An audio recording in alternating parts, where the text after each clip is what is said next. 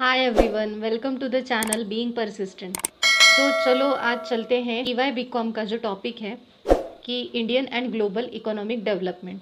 Okay, so हमारे एक channel के सब्सक्राइबर से ये रिक्वेस्ट आई थी कि इकोनॉमिक से रिलेटेड कुछ वीडियोस उन्हें चाहिए थे। सो इसकी वजह से हमने आज इकोनॉमिक से रिलेटेड जो भी टीवाई बीकॉम का टॉपिक है कि Indian and global economic development, so उससे रिलेटेड हम आज से स्टार्ट करने वाले हैं। ओके, सो अगर आप चैनल पे नए हो तो लाइक एंड सब्सक्राइब ज़रूर कीजिए, जिससे आने वाले हर एक ऐसे वीडियो की नोटिफिकेशन आपको मिलती रहेगी। ओके, सो देखते हैं कि बेसिकली क्या है Indian and global economic development. Okay, कि जो भी हमारा इंडिया है एंड जो भी हमारा ग्लोब है, दोनों की जो भी डेवलपमेंट है, इकोनॉमिक डेवलपमेंट, तो वो किस तरह से हुई है या फिर दोनों में डिफरेंस क्या है, ये हम देखने वाले हैं। ओके, मतलब कि जो भी डेवलप्ड कंट्रीज़ है उनके कंपैरिजन में हमारा इंडिया कहाँ है या किस पोजीशन पे है, ये हम आज देखने वाले हैं।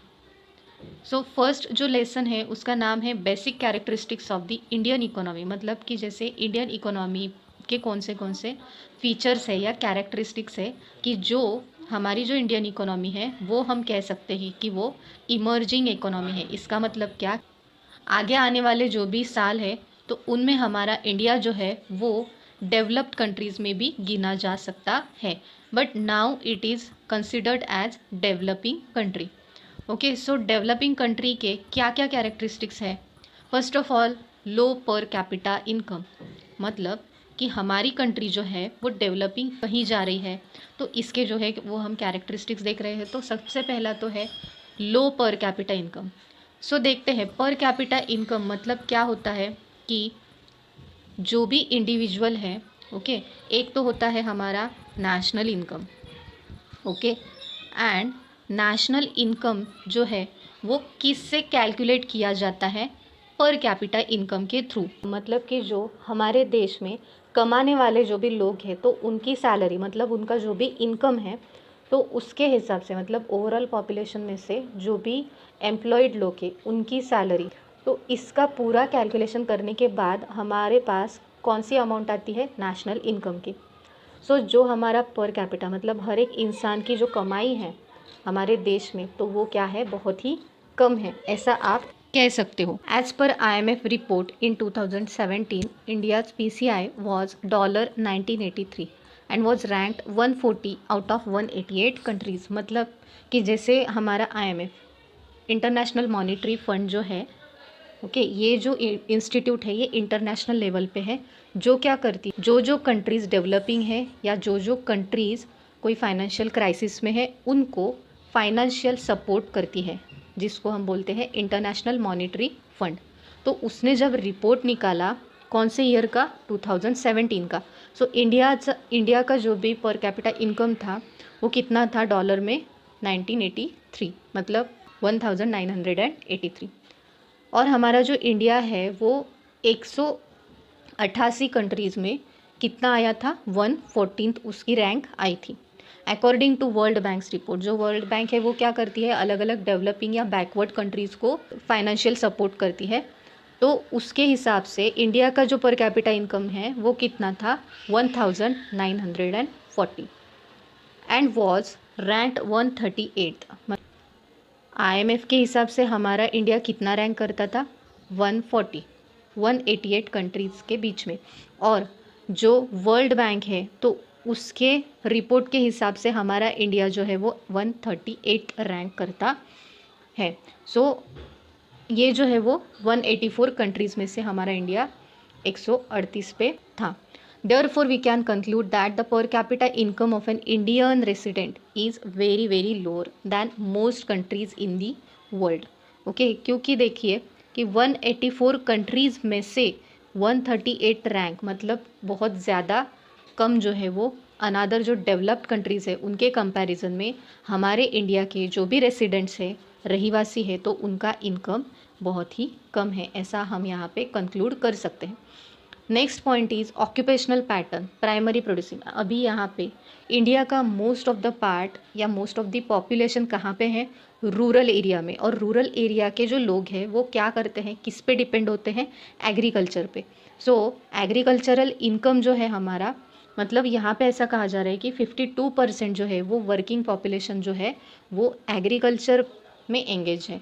बट एग्रीकल्चर में मतलब कि हम बोल सकते हैं कि 50% से भी ज़्यादा लोग एग्रीकल्चर में एंगेज होने के बावजूद भी वहाँ का जो भी इनकम है, सोर्स जो है वो कितना परसेंट है, सिर्फ 15% है। मतलब इतनी सारी पॉपुलेशन सिर्फ 15% ही पर जो भी कंट्रीब्यूशन है एग्रीकल्चर सेक्टर से वो दे रही है, किस में, नेशनल इनकम में। ये जो डेटा है वो 2018 का है। अभी ये जो गैप है, डिस्पैरिटी शोज़ दैट एग्रीकल्चर जो है वो बहुत ही कम कमाई देने वाला जो है वो सेक्टर यहाँ से कहा जा रहा है। ऑल्सो प्रोडक्टिविटी पर person engage in agriculture is very low. Productivity भी जो है, मतलब जो नेसेसरी स्किल्स चाहिए, जो भी प्रोडक्शन होना चाहिए, जितना प्रोडक्शन हर एक किसान को होना चाहिए उतना होता ही नहीं है। सो ये भी बहुत ही कम है। उसके बाद हेवी पॉपुलेशन प्रेशर। हमारी जो इंडिया कंट्री है वो डेवलपिंग इसलिए है अभी तक भी क्योंकि हमारे इंडिया में पॉपुलेशन बढ़ता ही जा रहा है फ्रॉम द ईयर 1950। ओके, 1950 से पॉपुलेशन जैसे जैसे बढ़ता जा रहा है तो हमारी इंडिया जो है उसका जो पॉपुलेशन का जो प्रेशर है वो नेचुरल रिसोर्सेज पे ज़्यादा से ज़्यादा बढ़ने की वजह से क्या हो रहा है, बर्थ रेट जो है वो बढ़ रहा है and death rate, medical facilities की वजह से डेथ रेट जो है वो कम हो रहा है। सो इसकी वजह से पॉपुलेशन बढ़ रहा है and fast growth rate of population, मतलब कि जैसे जैसे पॉपुलेशन बढ़ेगी तो उनकी डिमांड बढ़ेगी, उनको ज़्यादा से ज़्यादा गुड्स चाहिए होंगे, उनका स्टैंडर्ड ऑफ लिविंग मेंटेन करना होगा, तभी इंडिया डेवलप हो सकता है। बट ये सारी चीज़ें करने के लिए इंडिया की पॉपुलेशन क्या होनी चाहिए, एम्प्लॉयड होनी चाहिए। बट प्रॉब्लम ये है कि 52% एग्रीकल्चर में एंगेज है एंड रहा बाकी का 48% तो वो है इंडस्ट्रियल सेक्टर्स में। Okay, this imposes greater economic burden, मतलब इसकी वजह से हमारे देश पे इकोनॉमी पे बर्डन आ रहा है कि इतने लोगों को हमें क्या करना है, सप्लाई करने हैं अलग अलग resources. Low level of technology, obsolete technology जो कंसेप्ट है, मतलब क्या पुरानी ट्रेडिशनल टेक्नोलॉजी ही अभी तक यूज़ कर रहे हैं कंपनीज बोल सकते हो, या एग्रीकल्चर में भी पुरानी ही टेक्नोलॉजी यूज़ कर रहे हैं लोग।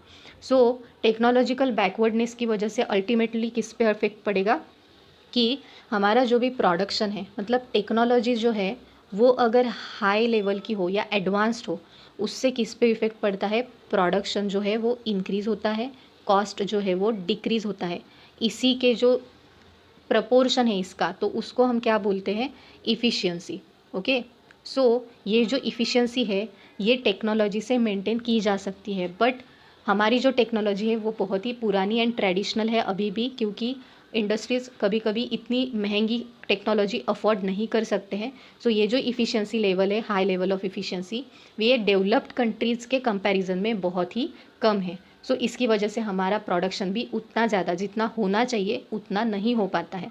ओके, एंड मेन रीज़न ये भी है कि वो जो टेक्नोलॉजी है अगर हमने इंपोर्ट कर भी ली दूसरे देश से, तो उसको चलाने के लिए जो ट्रेनिंग चाहिए या फिर स्किल्स चाहिए वो हमारे जो भी इलिटरेट हम बोल सकते हैं एम्प्लॉयज़ है या फिर जो भी वर्कर्स होते हैं तो उनके पास वो नहीं होता है। उसके लिए उनको ट्रेनिंग के लिए उस पर खर्चा अलग करना पड़ेगा, उनको लिटरेट करना पड़ेगा, उनको स्किल्स की ट्रेनिंग देनी पड़ेगी। तो ये सारी चीज़ें भी उसमें आती हैं। लैक ऑफ इंफ्रास्ट्रक्चर जैसे अलग अलग बैंकिंग, इंश्योरेंस सर्विसेज या बहुत सारा इंफ्रास्ट्रक्चर जो चाहिए होता है। This is one of the serious problem which the country suffer still today.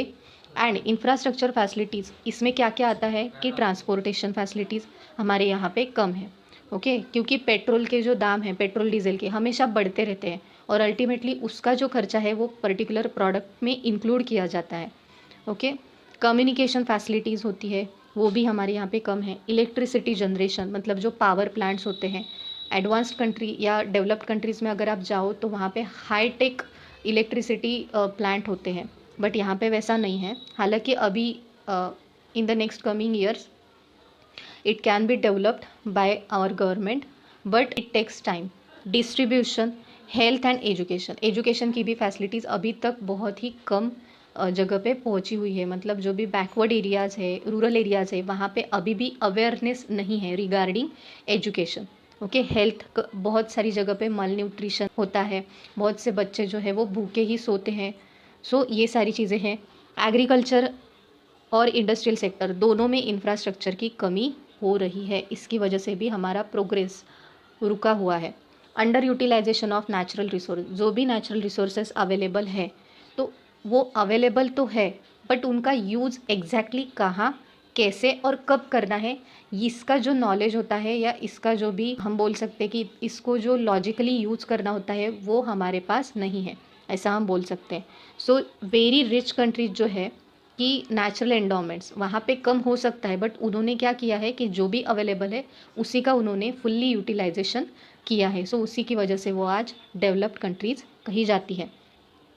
But due to various inherent problems like inaccessible region, मतलब जो भी कुछ कुछ एरियाज़ है, जो कुछ कुछ रीजन्स है, कुछ कुछ विलेजेस है, तो वहाँ पे एक्सेस ही नहीं है, मतलब वहाँ पे जाने के लिए कुछ ट्रांसपोर्टेशन की फैसिलिटीज़ अवेलेबल ही नहीं है। प्रीमेटिव टेक्निक्स, ठीक है। देन शॉर्टेज ऑफ कैपिटल, हमारे पास फंड्स या फाइनेंस भी अवेलेबल नहीं है। Small extent of market, such huge resource remain largely under utilised, मतलब ऐसे रीजन्स में या फिर कैपिटल का शॉर्टेज होने की वजह से हम नेचुरल रिसोर्सेज फुल्ली यूटिलाइज नहीं कर पाते हैं। Existence of chronic unemployment, unemployment ये तो बहुत ही बड़ा फैक्टर है हमारे इंडियन इकोनॉमी का। एंड अनएम्प्लॉयमेंट की वजह से पावर्टी, ये उससे ही एक इंटर रिलेटेड प्रॉब्लम अराइज हो रहा है, ठीक है। So under employment and unemployment, these are the main cause of lack of economic development of our country. So मतलब कि पॉपुलेशन तो ह्यूज है, ये हमें पता है। तो इतने सारे लोगों को, आपको पता है कि हर साल बहुत से नंबर ऑफ ग्रेजुएट्स जो है वो बाहर निकलते हैं, तो इतने सारे ग्रेजुएट्स को जॉब देना कंपनीज़ को पॉसिबल नहीं होता है। ओके, सो जिसके पास नेसेसरी रिलेवेंट स्किल्स है वो जॉब की अपॉर्चुनिटी ग्रैब कर पाता है, बट सारे लोगों को ये नहीं मिल पाता। To entire labour force due to deficiency of capital, capital भी नहीं होता है वो कंपनीज़ के पास उन लोगों को रिक्रूट करने के लिए, उनको ट्रेनिंग देने के लिए। Okay, in the rural areas there exist disguised unemployment in the agriculture sector. Okay, agriculture sector ऐसा है कि वो सीजनल है, मतलब सीज़न आए तो अच्छा प्रोडक्शन होता है, बट विदाउट सीज़न, मतलब जब बारिश आती है तो अच्छा प्रोडक्शन होता है, और बारिश के सीज़न के अलावा प्रोडक्शन पे थोड़ा सा लिमिटेशंस आता है, तो वहाँ पे भी डिस्गाइज्ड अनएम्प्लॉयमेंट है। एंड अर्बन एरियाज़ में जो है एजुकेटेड अनएम्प्लॉयमेंट है, ऐसा हम बोल सकते हैं, क्योंकि बहुत सारे इंजीनियर्स ग्रेजुएट्स जो है वो अभी भी अनएम्प्लॉयड क्यों है, इसका रीज़न क्या है कि उनके पास रिलीवेंट स्किल्स ही नहीं है जॉब को परफॉर्म करने के लिए। ओके, सो इसलिए ऐसा बोल रहे हैं कि एजुकेटेड अनएम्प्लॉयमेंट हमारी इंडिया में है। उसके बाद है ड्यूअलिस्टिक इकोनॉमी। ड्यूअलिस्टिक का मतलब क्या, कि आप देख सकते हो कि जब ब्रिटिश सरकार हमारे इंडिया में थी तब क्या हुआ था कि उन्होंने क्या किया था, मुंबई, कोलकाता, चेन्नई, दिल्ली, ये सारी जो अभी हम मेट्रो सिटीज़ कह रहे हैं ना, तो वहाँ पे उन्होंने बहुत सारा इंफ्रास्ट्रक्चर बनाया था। ओके, देन अलग अलग ऐसे इंस्टीट्यूशंस बनाए थे। सो रेडीमेड इंफ्रास्ट्रक्चर अवेलेबल होने की वजह से उनको ईजी एक्सेस मिलता था वहाँ से पूरे कंट्री पे राज करने के लिए। तो अभी की जो कंपनीज़ है या इंडस्ट्रीज़ है, तो वो क्या कर रही है कि इन्हीं जो मेट्रो सिटीज़ है इन्हीं को प्रेफर कर रही है वहाँ पे ऑपरेट होने के लिए। तो क्यों ऐसा हो रहा है, इन्हीं सिटीज़ को क्यों प्रेफर किया जा रहा है, क्योंकि वहाँ पे रेडीमेड इंफ्रास्ट्रक्चर अवेलेबल है। रेडीमेड इंफ्रास्ट्रक्चर तो है ही, बट प्लस वहाँ पे बहुत सारी जो पॉपुलेशन है वो वहाँ पे है, इजी एक्सेस है। तो उसकी वजह से क्या हुआ है कि बाकी की जो भी सिटीज़ है उनको हम बोल सकते हैं कि इंडस्ट्रियल एक बैकवर्डनेस वहाँ पे आया है, मतलब एक गैप पड़ी है। मतलब ये जो सिटीज़ है कोलकाता, दिल्ली, बॉम्बे एंड चेन्नई, ये ज़्यादा से ज़्यादा प्रॉस्परस होने लगी, एंड बाकी की जो सिटीज़ है वो क्या होने लगी, जो इंडस्ट्रियलाइजेशन है वो वहाँ पे डिक्लाइन होने लगा। ओके, सो इसको हम बोल सकते हैं ड्यूअलिस्टिक इकोनॉमी, मतलब एक सिटी प्रॉस्परस है, दूसरी सिटी प्रॉस्परस नहीं है। सो एडवांस्ड मतलब modern and backward sector. Okay, जैसे हम बोल सकते हैं कि जो इंडस्ट्रियल सेक्टर है अभी तो वो मॉडर्न सेक्टर है, एंड जो एग्रीकल्चर सेक्टर है वो बैकवर्ड सेक्टर है। A striking feature is that modern sector is organised, मतलब मॉडर्न सेक्टर जो है वो ऑर्गेनाइज्ड है। इसका मतलब ऐसा हम बोल सकते हैं कि मॉडर्न सेक्टर यानी इंडस्ट्रीज जो है वो ऑर्गेनाइज्ड है। ओके, मतलब उनके साथ अगर कुछ इनजस्टिस हो जाए तो वो क्या कर सकती है, गवर्नमेंट के पास जा सकती है जस्टिस लेने के लिए। So they are organised, industrialist are organised, but while the traditional one is unorganise. Traditional कौन सा है हमारा, एग्रीकल्चर सेक्टर, जो फार्मर्स है वो ऑर्गेनाइज्ड नहीं है। Maybe it is due to illiteracy और it is due to lack of knowledge, okay, about various government schemes and all, so they are unorganise. उसके बाद है डेमोग्राफिक कैरेक्टरिस्टिक्स। डेमोग्राफी मतलब क्या, कि हमारी जो पॉपुलेशन है उनमें कितने फीमेल्स है, कितने मेल्स है, कितने मतलब उनका एज क्या है, एज का जो क्राइटेरिया है वो क्या है, उनके हैबिट्स क्या है, उनके लाइक्स डिसलाइक्स क्या है। ओके, सो ये सारी चीज़ें डेमोग्राफिक्स में आती है। Smaller proportion of population in working age, मतलब फॉर एग्जांपल अगर 100% हमारी पॉपुलेशन, अगर 100 हमारी पॉपुलेशन है तो यहाँ पे जो है मोस्टली वर्किंग एज जो है ना, कि 15 to 16 ईयर्स के जो भी लोग हैं वो सपोज़ फॉर एग्ज़ाम्पल 40% है, एंड बाकी का जो रिमेनिंग पोर्शन है तो वो बच्चे हैं, मतलब 0 to 15 ईयर्स, ऐसा आप बोल सकते हो। ओके, सो इसी पे हमारी जो कंट्री की इकोनॉमी है वो चल रही है, ऐसा हम कंसिडर कर सकते हैं। So this is the main issue.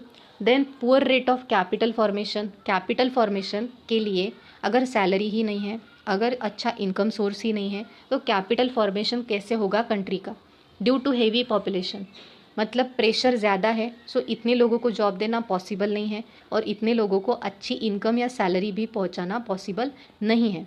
So self sustained growth to weakness of inducement of invest, मतलब कि उसकी वजह से इनकम अच्छा नहीं है, इसलिए अच्छे जो इन्वेस्टमेंट सोर्सेस है उनमें लोग इन्वेस्ट या सेविंग भी नहीं कर पाते हैं। Also due to low propensity to save, मतलब क्या, कि अगर एक पर्सन का 10,000 क्या है इनकम है, तो 10,000 में से बहुत ही कम वो सेव कर पाता है। क्यों, क्योंकि उसके जो फैमिली है, महंगाई बढ़ती है तो उसकी वजह से उसका जो खर्चा है वो ज़्यादा होता है in comparison with his income. Okay, so इसलिए वो बहुत ही कम मात्रा में क्या कर पाता है, सेव कर पाता है। In India the rate of saving as per cent of GDP has increase from 14.2%, which is high in comparison to that of developed countries. मतलब जो हमारे इंडिया का जीडीपी था तो 1965-66 में वो कितना था, 14.2%, और वही जो रेट है वो 2013-14 ईयर में कितना हुआ था, 30.6% तक गया था। Inadequate development of economic organisation, मतलब जो भी हमारी इकोनॉमिक ऑर्गेनाइजेशंस है, जैसे अलग अलग फाइनेंशियल इंस्टीट्यूशंस है, बैंक्स है, तो वो भी क्या है, इनएडिक्वेट है। मतलब क्या, कि अगर जो हम देखते हैं कि बैंक्स जो है वो ज़्यादा से ज़्यादा अर्बन एरियाज़ में बहुत होती है, मतलब एक ही एरिया में 4-5 बैंक आपको दिखेगी, बट वही अगर आप रूरल एरिया में जाओ तो रेयरली आपको एक हाथ दूसरी बैंक वहाँ पे दिखती है। सो ये भी बहुत एक बड़ी प्रॉब्लम है कि वहाँ के लोगों के लिए आप बोल सकते हो कि जितना चाहिए सोर्सेस अवेलेबल चाहिए उतने वो इकोनॉमिक ऑर्गेनाइजेशन के फॉर्म में अवेलेबल नहीं है। Requirement of certain financial institution development for, किसके लिए चाहिए ये सारी इंस्टीट्यूशंस, बैंक्स वगैरह, कि जो भी लोगों का इनकम है थोड़ी बहुत वो जो सेव करते हैं अमाउंट, तो उसका मोबिलाइजेशन हो सके इकोनॉमी में, मतलब सर्कुलेशन हो सके। Okay, to meet other financial needs. In India there is the urgent need to develop certain credit agencies. अलग अलग जो फाइनेंशियल इंस्टीट्यूशंस होती है तो वो क्या करती है, जो भी नीडी पीपल है तो उनको फाइनेंस प्रोवाइड करती है, क्रेडिट प्रोवाइड करती है। Okay, for certain period of time, मतलब लोन प्रोवाइड करती है स्मॉल फार्मर्स या जो भी गरीब लोग हैं उनके लिए, on easy terms as well as to provide long term and medium term loans. मतलब कि जैसे किसान जो है उसको अगर अपनी खेती को बढ़ाना हो, अपना प्रोडक्शन बढ़ाना हो, अपनी खेती में बहुत सारा अलग अलग प्रकार के जो भी बीज है वो डालने हों, तो उसके लिए उसको स्मॉल लोन्स मिलते हैं जो कि इजी टर्म्स पे होते हैं, मतलब वहाँ पे इंटरेस्ट रेट जो है वो कम होता है। एंड जो इंडस्ट्रीज़ होती है तो उनको भी लॉन्ग एंड मीडियम टर्म पे लोन दिया जाता है for the purpose of expansion of business और for the purpose of development of the business, for the purpose of modification of business, okay, so ये सारे पर्पज़ के लिए क्या किया जाता है, इंडस्ट्रीज़ को फाइनेंस प्रोवाइड किया जाता है। एंड फॉर प्रोटेक्टिंग, मतलब जो पुअर टेनेंट्स है, मतलब क्या कि जो भी पुअर मतलब जो गरीब आदमी होते हैं, तो गांव में पहले क्या होता था कि जो साहूकार थे तो उनके पास से जो गरीब आदमी या किसान थे वो क्या लेते थे, कर्जा लेते थे। तो ये लैंडलॉर्ड्स मतलब साहूकार क्या करते थे, बहुत सारा ब्याज लेते थे, मतलब the rate of interest was very high which are charge by these landlords. And इस वजह से ये जो गरीब लोग हैं उनका आप बोल सकते हो बहुत ही ज़्यादा एक्सप्लॉयटेशन होता था। सो इसके लिए ये जो फाइनेंशियल इंस्टीट्यूशंस है ये गवर्नमेंट के रूल्स के हिसाब से चलेगी। सो ये जो टेनेंट्स है, पुअर टेनेंट्स या गरीब किसान, तो वो क्या रहेंगे, सेफ रहेंगे। This can be done through honest, मतलब ये किसकी वजह से हो सकता है, honest and efficient administrative machinery, जो कि हमारी इंडिया में बहुत ही कम पाई जाती है। ओके, ये अगर सिस्टम हमारे कंट्री में हो तो ये पॉसिबल हो सकता है। Last one is inequality in the distribution of wealth. जैसे पहले भी बताया था कि जो वेल्थ है, सपोज 100 अगर हम अमाउंट ले तो 100 में से मोस्ट ऑफ द पार्ट, मतलब हम बोल सकते कि 80% जो पार्ट है ना, तो वो बहुत ही फ्यू हैंड्स में है। जो भी पैसा है इंडिया में, तो वो जो हम बहुत ही रिच लोग बोलते हैं ना, बहुत ही ज़्यादा अमीर लोग, तो उनके ही हाथ में है। एंड बाकी का जो 20% है तो वो बाकी लोगों के पास है, उनको हम क्या बोलते हैं, middleman. Okay, so the report of RBI के रिपोर्ट के बेसिस पे हमें ये पता चला है कि nearly 20% of house holds owing less than 1000 worth of assets possess only 0.7% of total assets. जो भी पूरे कंट्री का जो भी आप बोल सकते हो असेट्स है, तो 0.7% ही सिर्फ किसके पास है, 20% लोगों के पास है। More over 51% of house hold owing less than 5000 worth. Lastly the top 4%, मतलब जो 4% है तो वो possessing assets worth more than 50,000 held more than 31% of total assets। Okay, मतलब इस आंकड़ों से आपको ये पता चलेगा कि बहुत ही ज़्यादा ये जो आंकड़ा है ₹50,000 मोर देन 50,000 वर्थ जो है, मतलब 30%, तो वो बहुत ही कम लोगों के पास है। 44% लोगों के पास मोर देन 50,000 है एंड 20% लोगों के पास लेस देन 1000 है। 51% के पास लेस देन 5000 है। सो आपको यहाँ से पता चलेगा कि 4% मतलब जो भी बहुत ही अमीर लोग जो हम बोलते हैं ना, तो उनके पास ही ज़्यादा से ज़्यादा वेल्थ क्या है, स्टॉक हो चुकी है। On other hand, in respect of industrial front there occurs high degree of concentration of assets, मतलब जो भी इंडस्ट्रियल कॉरपोरेट सेक्टर्स या फिर आप बिजनेसमैन बोल सकते हो, तो उनके पास ज़्यादा से ज़्यादा असेट्स या हम बोलते हैं ना कि जो भी प्रॉपर्टी है, तो उनके पास ही कॉन्सेंट्रेट हो चुकी है। Very few big business houses. तो इससे आपको पता चलेगा कि ये क्या है, बहुत ही इनइक्वालिटी है वेल्थ के डिस्ट्रीब्यूशन में।